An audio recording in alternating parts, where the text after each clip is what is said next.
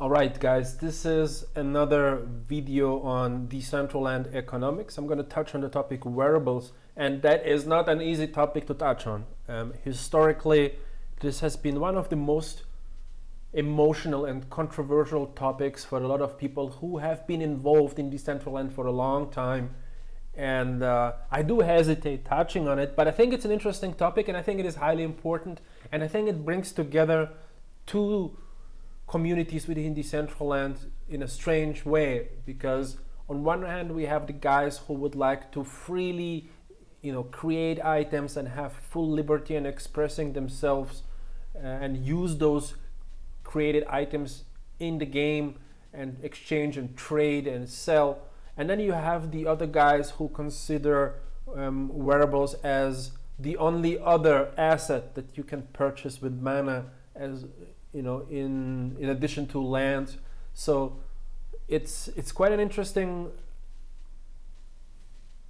combination of completely different motivations inside the community that somehow have to be crossed over and accounted for, and at the same time there is this strong implication on the in-game economies, because if these wearables are absorbing a lot of economic energy because they are highly priced and because they are scarce and because they are supposed to be desirable and rare, and they are supposed to represent a status symbol, and as long as they represent a status symbol and as long as they are expensive and rare, they have value and people want to own those, because within the community, like in real life, they will enjoy a non-noob status, because if you have actually rare items on you, you must have at least some experience that goes along with your name inside the game. So I think some of these status symbols play the same role like they do in real life. So these items are important in game. This is how you distinguish someone who has just started out and has no skin in the game from someone who is deeply involved, right? So wearables are a very complex instrument which is highly important for the game mechanics and for the economics. But at the same time, there has been a lot of discussion on how to do this whole thing right. One way of managing wearables is to just freely let people freely create whatever they want in any quantities they want, and dump it onto the marketplace, give those away for free, sell those in their own stores, like a very liberal way of dealing with it. That would be one extreme. And the other extreme would be to only allow for the wearables to be minted by the central Decentraland team that will limit each item tightly, and the frequency of release of new items would be highly controlled. That would be the other extreme. So we have these two poles, and there are advantages and disadvantages on each side, and then the solution is probably somewhere in the middle, and the question is, where is that middle, right? So we have been trying to find a way, and by we, I mean we as a community, we have been trying to find good ways of thinking about this and good ways of doing it, and we tried to post stuff on the forum in the past, and there was some people had proposals on how to manage this and what impact this would have. There was, and others just completely ignored the conversation and were wondering, why do we even get involved into trying to control this whole process? We are in a decentralized environment. There's supposed to be freedom and no bottlenecks for individual creativity, if you will.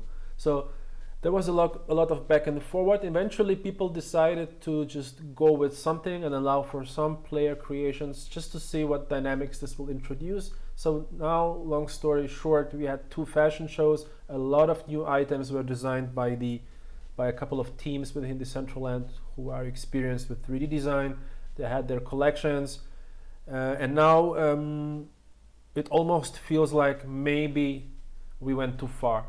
Maybe there is, maybe there are too many items on the marketplace.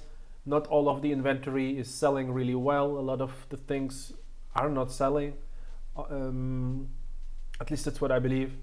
So the market is saturated now. The amount of economic energy that was available to buy those items has been exhausted. New players joining the platform are not necessarily prepared to pay $100 to $300 for a virtual item in a platform they have just joined. And actually, wearables also compete with land prices, because at some point, 2 fur coats that I'm wearing on that screenshot in the background of this video would almost buy you a land. So what would you prefer? A land to build on and that you can resell, or a piece of clothing that might start losing value over time in mana terms, because mana has become so expensive in fiat terms. So there is a lot of angles to this topic, and it's really to get a good grip on it. So you really have to introduce a lot of constraints and simplify a lot of ideas, and then also just have the courage to go forward into some kind of direction. But I think it is important to just talk a lot of these details so that everyone can be more educated when they express their opinions and maybe even vote on things.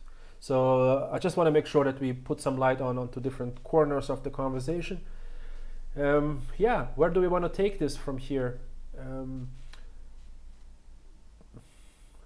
Basically,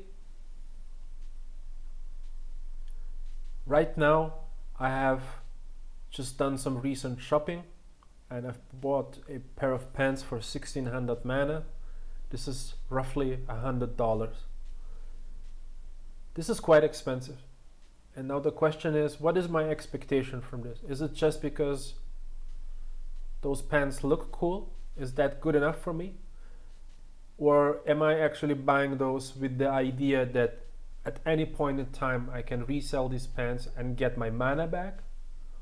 Or is it not about getting the mana back? Is it about getting the equivalent in fiat? Like,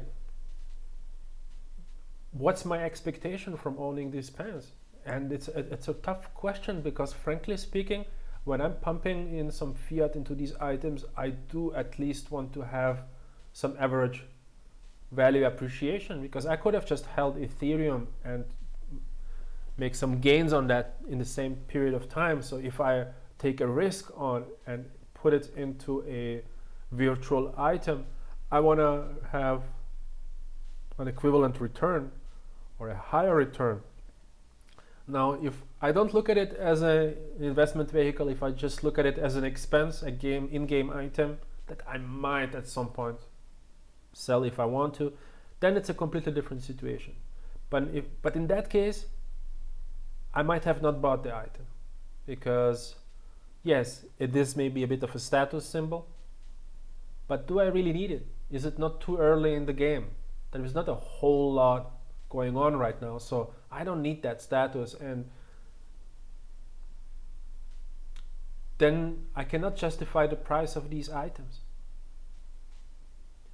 I remember being able to buy like things for $30, and I thought I would be like spending a lot of money on an item already, and I have not been the first in the marketplace, so I had to pay a premium for mana glasses or for Bitcoin glasses and so forth. So, but now you cannot buy anything at all at those prices. Everyone has locked in their items, they're sitting in the wallets, and nothing at the reasonable price is coming to the marketplace really. There are some under the table deals on OpenSea.io that from time to time you can see that some items are sold really cheaply, but for the most part everything has become illiquid and frozen. People are waiting for more people to join the platform so they can dump their items onto the marketplace, not only at a higher mana price that they bought it at, like 2, 3, 5, 10x higher, while mana itself is getting more expensive in fiat terms, making the item 10 times more expensive. And this is an unreasonable expectation, it seems. And we need to find the balance here, and I guess we automatically will find the balance as we stretch this over a long period of time, because eventually people will want to get some of their money out of these items to buy something else or to cash out into fiat, and they will throw those items onto the marketplace, and as they will not be able to sell those, eventually they will have to decrease the prices, and by them decreasing the prices, others will have to decrease prices because they also want to sell. So eventually the negative spiral downward for the prices will happen and prices will go down. But the problem is that this equilibrium will generate itself only over longer periods of time. So until then, the marketplace will be relatively illiquid. And the key problem is really, for me right now, that, and we've discussed this in the previous video, is the fact that mana has such a high value. It's traded on the open markets. External investors, quote unquote, are buying mana to speculate on crypto, not having a relationship necessarily with Decentraland. Then we lock up coins in the DAO, reducing the supply, driving the value up. And then all of these mechanics are problematic here because everything becomes more expensive inside Decentraland. I'm not sure how we can solve this, right? And I think this is really up for discussion, and wearables is just one area where this issue is somewhat reflected and has an impact. So basically having these very high mana valuations decreases the price of real estate in mana terms. And in the wearables market, this doesn't happen because people do not want to sell those items for some reason. So they actually want to sell them even at higher mana prices. So something doesn't work here, and I wonder why this is happening. And yeah, so I'm gonna leave it at I'm gonna leave it here. I'm not necessarily happy with this attempt to describe this, and I probably have missed out on a couple of important topics, such as the different tiers of rarity. So, there are certain items that are available only 10 times in the game, other items are available 5,000 times in the game. I think it's probably important to also touch on that topic and how that plays into this whole wearables economics conversation. And also what I'm missing right now is some kind of suggestions on what to do with player or community wearable creations going forward. How many more thousands of items can the marketplace absorb?